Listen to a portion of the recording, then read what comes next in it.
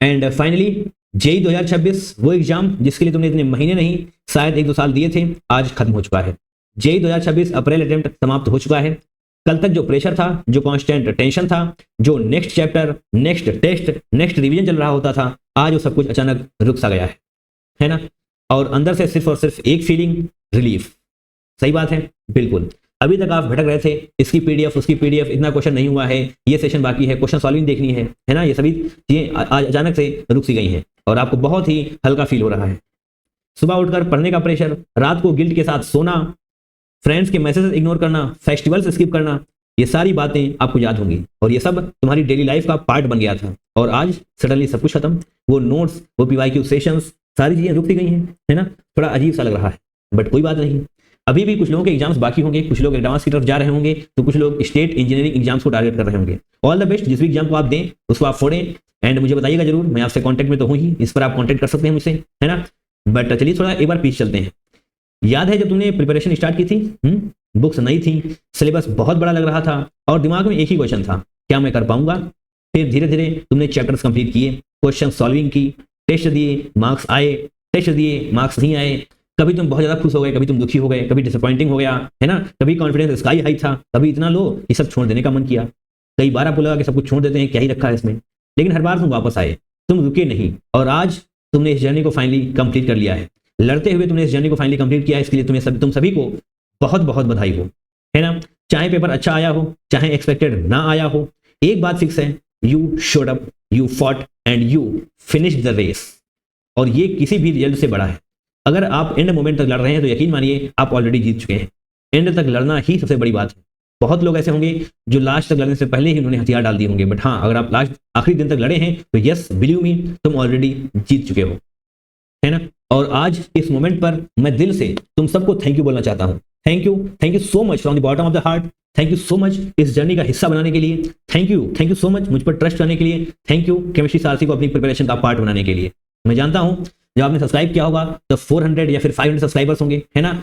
400-500 subscribers होंगे and trusting a guy who is having just 400-500 subscribers. I know it is very very tough. आपने मुझे trust किया, मेरी बताई हुई चीजों को फॉलो किया, मैंने पीवाईक्यू सेशन लिए, आपने सॉल्व किए, रात रात बैठकर आपने पीवाईक्यू सेशन देखे, क्योंकि मेरे पास तो डेटा आता है ना, मुझे पता चल रहा होता है कि किस समय कितना चैनल देखा जा रहा है, कितने पीवाईक्यू सॉल्व करे जा रहे हैं।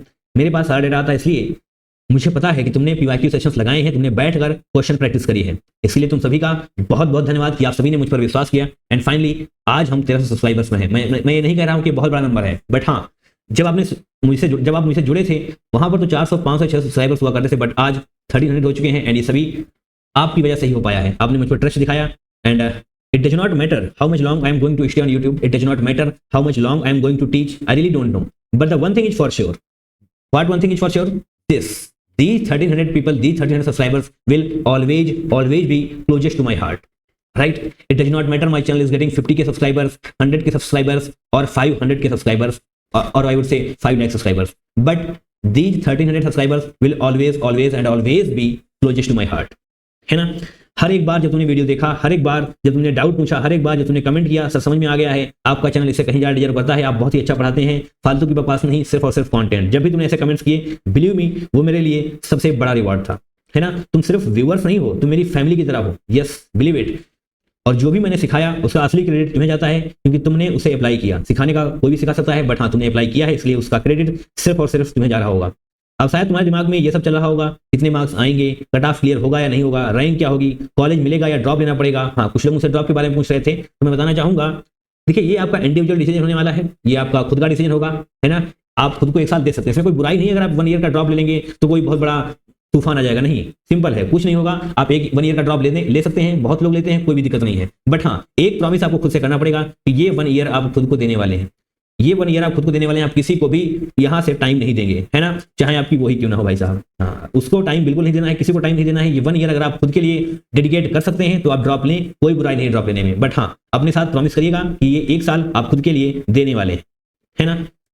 तो जो अभी तक तुम टेंशन में हो, कितने मार्क्स आएंगे, कट ऑफ क्लियर होगा नहीं होगा, रिजल्ट कब आएगा, आंसर की कब आएगी, देखो ये सब सिंपल है, मतलब ये सब सोचना नेचुरल है। अगर तुम नहीं सोच रहे हो तो थोड़ा सा एबनॉर्मल है, बट अगर तुम सोच रहे हो तो नेचुरल है। लेकिन एक बात समझो, अब ये सब तुम्हारे कंट्रोल में नहीं है, ये सब बाकी लोगों के कंट्रोल में है, जिनके ऊपर तुम्हारा कोई कंट्रोल नहीं है ना। पेपर हो चुका है, आपने पेपर सबमिट कर दिया है, जो होना था हो चुका है, आपके आंसर्स मार्क हो चुके हैं, तो अब बार बार उसी चीज को सोचना, खुद को स्ट्रेस देने का कोई मतलब है नहीं, है ना।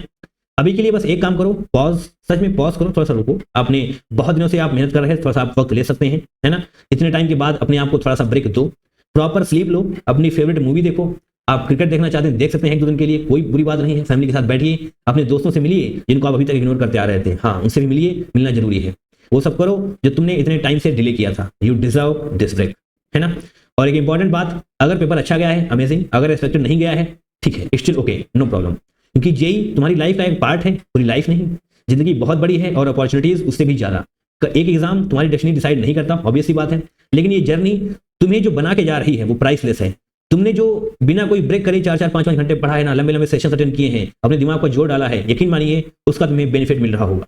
तुमने सीखा है डिसिप्लिन क्या होता है, कंसिस्टेंसी क्या होता है, प्रेशर में कैसे काम करना होता है। ये जो तुमने सीखा है ना वो बहुत काम आएगा तुम्हारे। Late nights, early morning, failures के बाद वापस उठना, ये सब तुम्हें लाइफ में बहुत आगे लेकर के जाने वाला है। तो आज के लिए बुक्स बंद करो, नोट्स को साइड में रखो और बस एक बार खुद से ऑनेस्टली बोलो, I did it, at least I tried my best. चाहे परफेक्ट नहीं था, चाहे फ्लॉस थे, लेकिन तुमने अपना बेस्ट दिया और वही मैटर करता है। ओके, मैं हमेशा तुम्हारे साथ हूं और रहूंगा। रिजल्ट जो भी आए तुम अकेला फील मत करना, है ना। Thank you for being part of this journey. Take care, enjoy this moment, you truly deserve it.